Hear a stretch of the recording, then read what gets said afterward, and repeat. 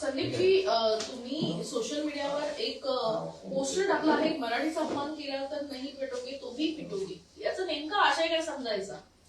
मला वाटतं काल ज्या पद्धतीने मुंबईत होर्डिंग लावण्यात आली की बटोगे तो पिटोगे वगैरे, त्यांना मला असं वाटतं की एक महत्वाचा मेसेज आम्हाला सगळ्यांना मिळून द्यायचा आहे की मराठीचा अपमान केलात तर तुम्ही बटा, नाही तर नाही बटा, नाही बटोगे तो भी पिटोगे. मराठीचा अपमान सहन केला जाणार नाही, हा सुस्पष्ट मेसेज हा गेला पाहिजे आणि तो मेसेज देण्याचं काम आम्ही केलेलं आहे. एकीकडे युती झालेली आहे ठाकरे गटासोबत आपली, आणि दुसरीकडे अशा पद्धतीनं उत्तर भारतीय विरुद्ध मराठी वाद हा या निमित्तानं दिसून येतोय. तो कितपत नाही, हा काय उत्तर भारतीय विरुद्ध मराठी वाद नाही.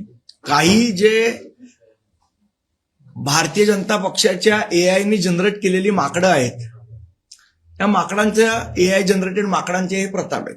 तुम्ही ज्यांचा उल्लेख करताय ते असं म्हणतायत की ईट का जवाब पत्थर से नहीं लोहे से हम देंगे. द्या ना, बघू ना कुठला लोहा कुठला पत्थर. मी तुम्हाला सांगितलं ना, ही जी मंडळी आहेत होर्डिंग आणि पोस्टर लावणारी, ही भारतीय जनता पक्षाची एआय जनरेट केलेली माकडं आहेत.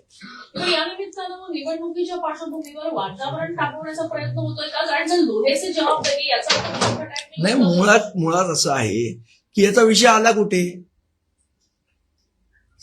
कुठे, जाणीवपूर्वक भारतीय जनता पक्षाला या पद्धतीचं नॅरेटिव्ह तयार करायचं आहे आणि उत्तर भारतीय मतं गोळा करायचे आहेत, त्याच्यासाठी चाललेले हे खेळ आहेत.